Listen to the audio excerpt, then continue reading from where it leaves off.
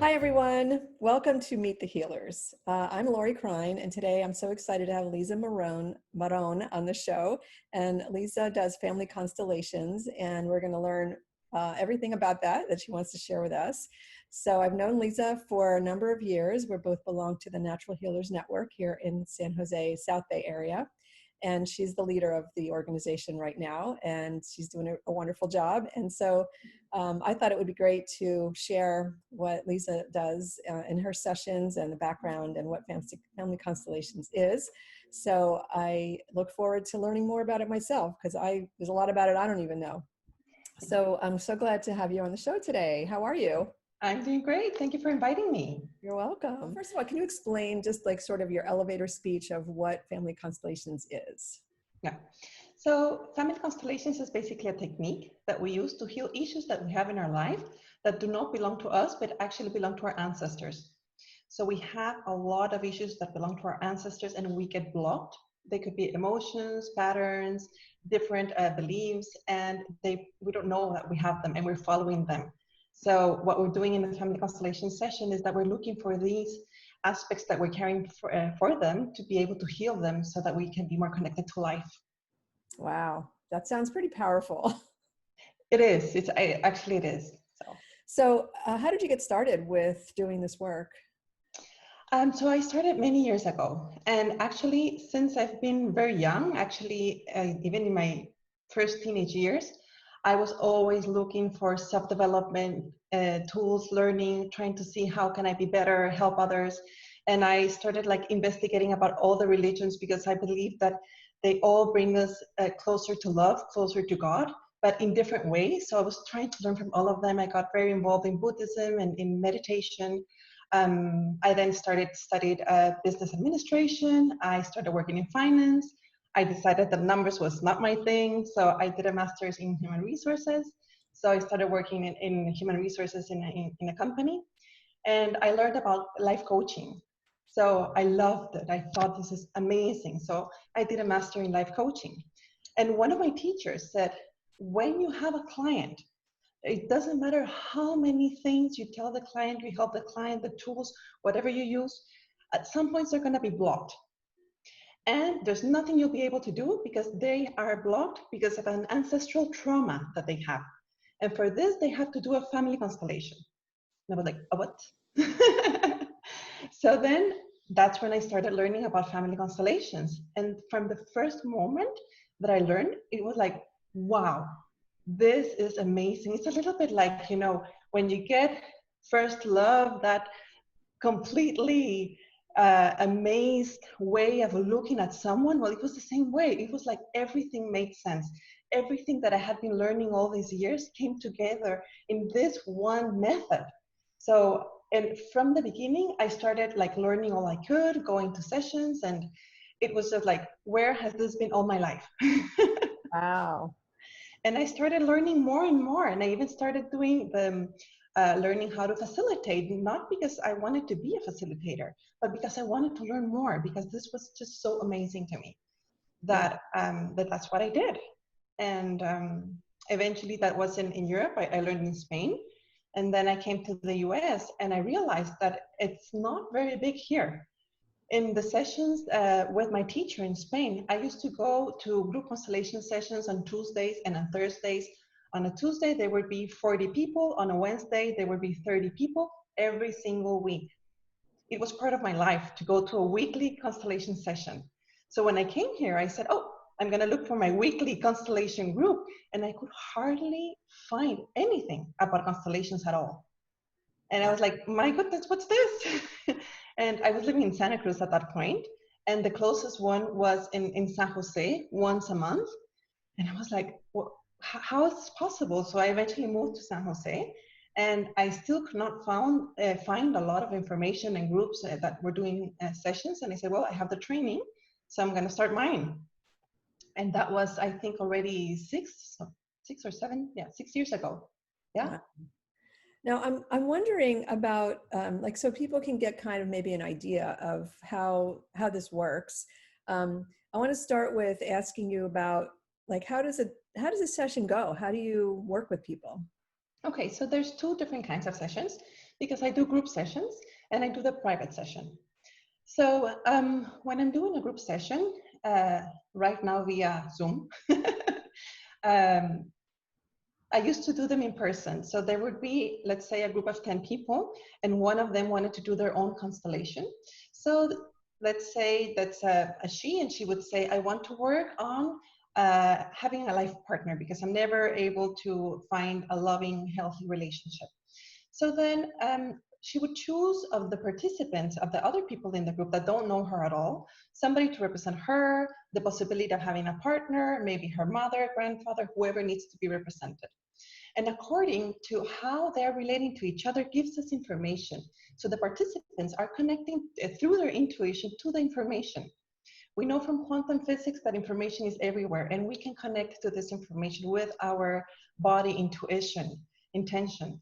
So this is what we're doing. So for example, if the client or the representative of the client is looking at the partner possibility, but the partner is lying down on the floor, it's just not available. So we need to find out why, what happened in the family that this is not available for this client.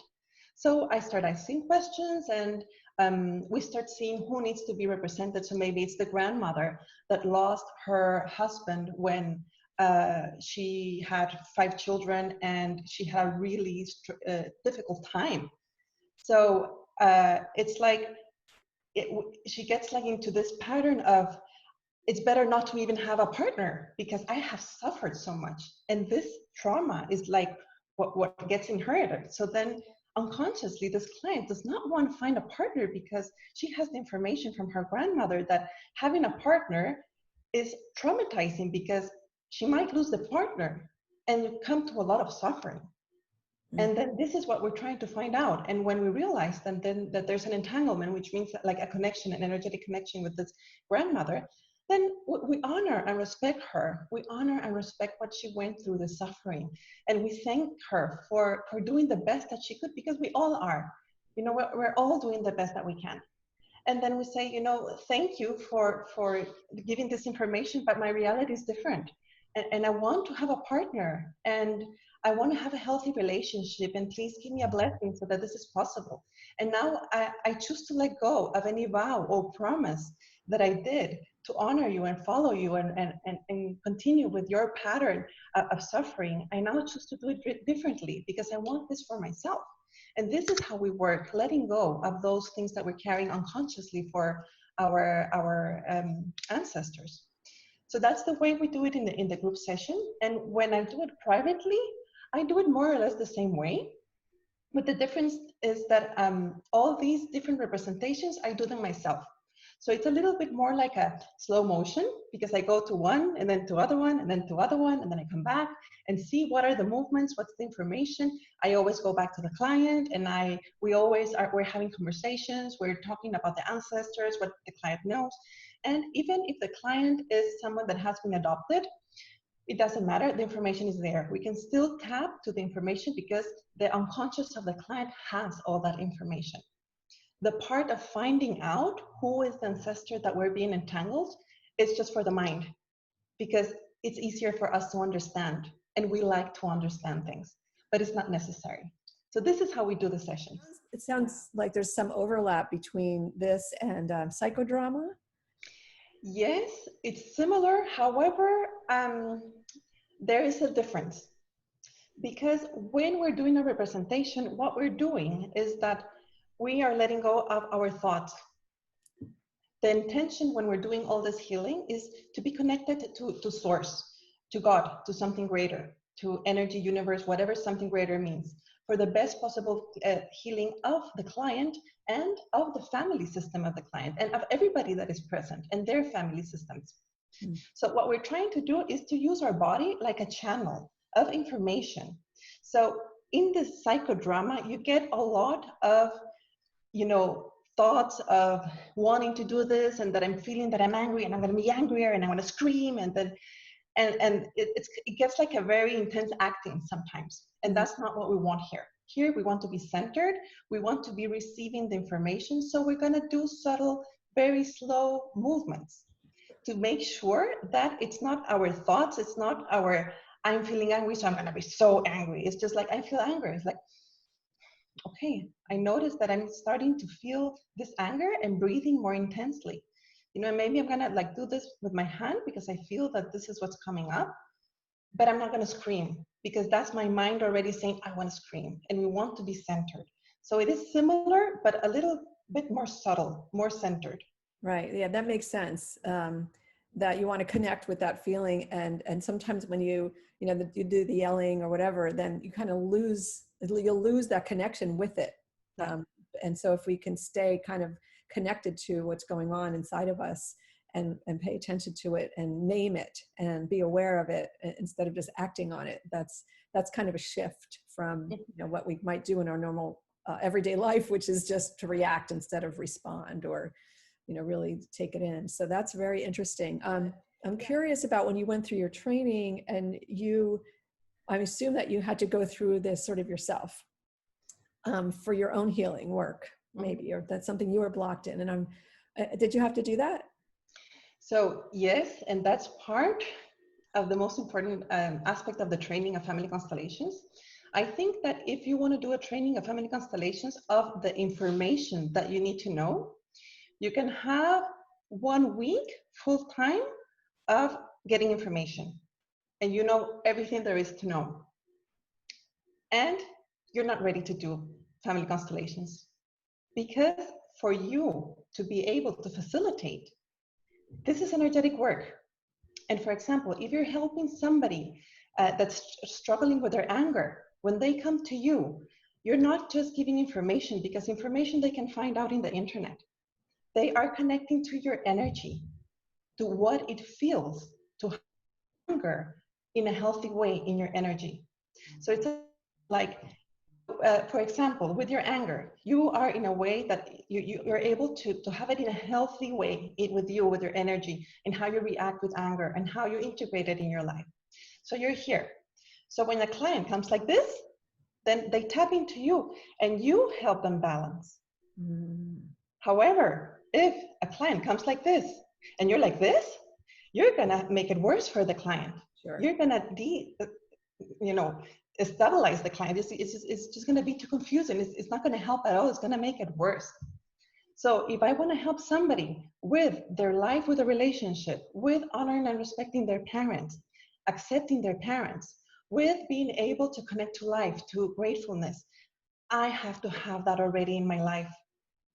I have to have cleared all the entanglements, and entanglements is this energetic bonds that we have from the family system. So I have to have cleared them all, so that when a client comes to me, they're not just learning how to do this in their lives, they're connected to energetically to how it feels like. They're learning, their system energetically is learning from my system. So my system has to have that learning, has to have that stability to help the client. Otherwise, I'm not going to be able to help the client. So the training for me was hours and hours and hours and hours, 200 hours of doing constellations for others and for myself, to get this clear, to be able to help others, because otherwise I'm not able to help them. If I haven't been able to do that for me in my life, I cannot help somebody else, even though I know mentally the information. But it's not that they need, it's the energetic connection of how that feels.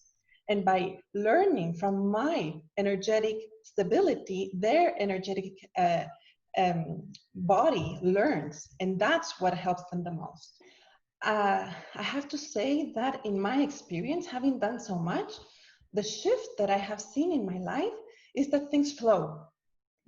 That things that used to bother me before don't bother me anymore. It's like maybe I had a relationship with somebody that was like, oh my goodness, this is always such a big conflict, so difficult, this is not going well. And the person hasn't changed. It's just that it doesn't bother me anymore. I've been able to see, for example, physical changes as well. When my daughter was born, I started having problems in my left arm here.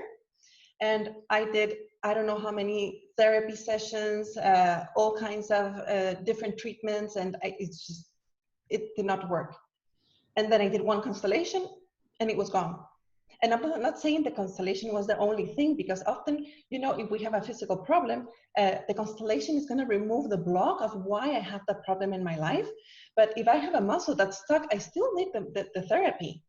However, the therapy was not working because I had still that entanglement with the family system. But once I removed it, the therapy worked and the pain was gone. Mm.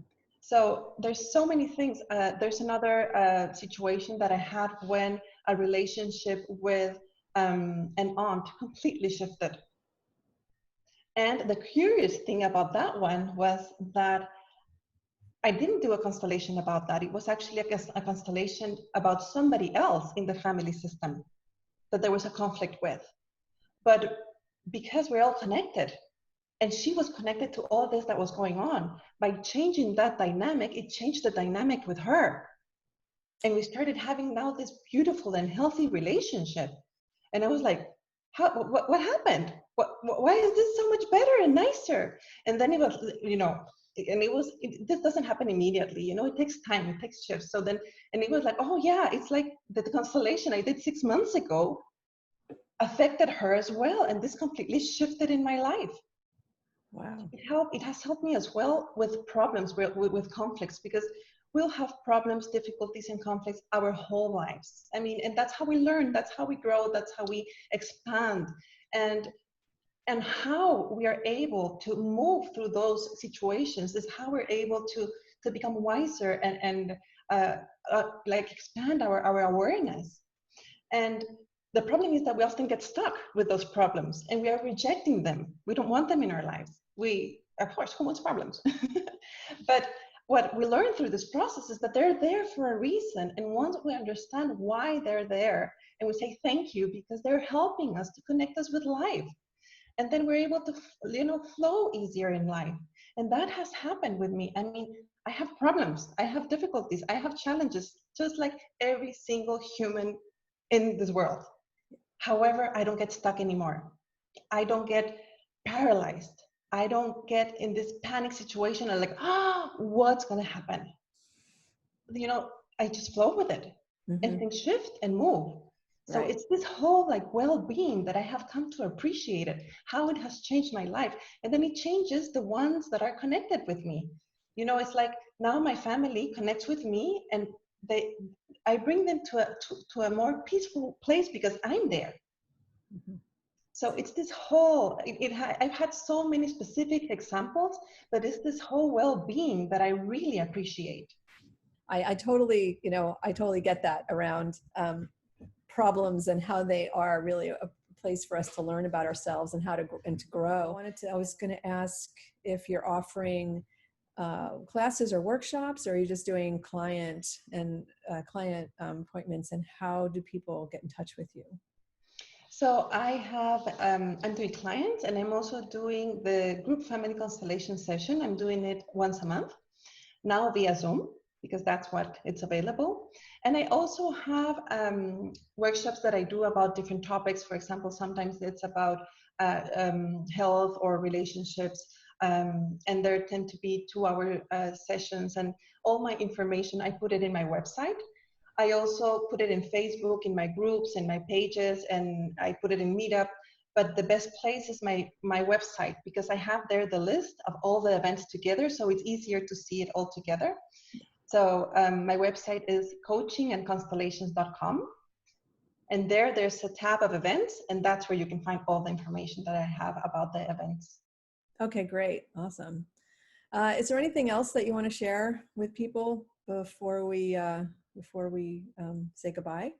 So just one last thing, because I just think it's so important, and I want to share this because it's so healing. Part of the work that we do here is work with acceptance, understanding that everybody's doing the best that they can, and accepting of others, especially of our parents, because they gave us our life, and there's no thing more precious to us than life itself.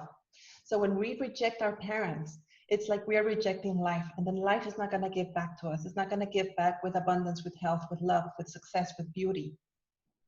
And we often reject our parents because we did not like what they gave us, because we were hurt by them, because they left us, because for many reasons, and of course it's normal to feel hurt when they hurt us, and we're not rejecting that hurt. Here we're working with accepting everything, and we're letting them keep the responsibility of their hurt, because they were the adults if they hurt us as children, and it's their responsibility. But we're going to understand that they were doing the best that they could with the entanglements that they had from the family system, with the traumas that they had in their lives. If a parent is not able to love a child, it's not because they don't want to, but because they were not loved as children and they do not know how. So the biggest work that we do here in Family Constellations is honoring, respecting, and accepting our parents, accepting what they gave us, and say thank you with gratefulness and love, even if it was only our lives. And this is what connects us the most with life. So I want to share this, because if we just can start changing that shift of rejecting them, of criticizing them, of judging them, but saying, you know, I know you did the best that you could. If we were like having this presence in their lives, looking at how was their lives when they were born, looking at the entanglements, the challenges, the difficulties, what they were learning from their parents, siblings, friends, colleagues, the culture, we would understand so much, but we can't. But we know that is there. So let's stop thinking that they should be one way or another, judging and criticizing everything they have done, just knowing that they did or they are doing the best that they can, and to say thank you. And it's okay to have distance if they're hurting us in one way or another, but with honor and respect. Mm-hmm. So wow. That's what I wanted to share, because it's so important, it's so powerful, and it's part of the work that we do, and what shifts our life more with this being able to connect to life and then get and appreciate what life can give to us. Wow. Yeah. Oh, thank you so much for sharing. That's interesting. One of the most important things I've learned also through my journey of healing work has been that about my parents. And if everyone on the planet could learn about what you just said and heal those wounds before they have kids, so that when they have children, they can, instead of kind of repeating the pattern, they can sort of start fresh and are able to, because it just gets passed down, yeah, right? Exactly. And it's one of the biggest issues in our society, I believe, is what you just said, is that people don't know how to raise their children, some because the trauma that they had when they were kids, because their parents had trauma, and it just keeps going. Thank you for providing this space and for doing this, because I really believe that that helps. That this helps so much, and this and so many other things. So this interviews that you're doing are so helpful to everyone. So thank you as well for doing this.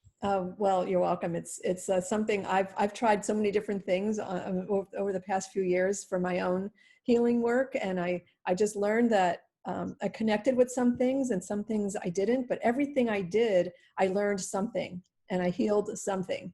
And I just kept trying, and that's why I'm doing these, because I want people to know that there's a lot of different tools out there, and they, if they're interested in, trying them out, then here's some information about a lot of different ones, and they can kind of pick and choose. So yeah, I really appreciate all of you and all the other people who are doing these kinds of work. So thank you for being here today. And so people can find you on coachingandconstellations.com. Got it. Great. Okay. And I'll put that in the show notes. And so if you want to learn more, you can go to Liza's website, or you can go to my website, and you'll find this interview there, and also on my YouTube channel, Meet the Healers. So thanks for joining us today. And thank you, Liza. And we'll see you next time on Meet the Healers. Thank you, Lori. Bye. Bye.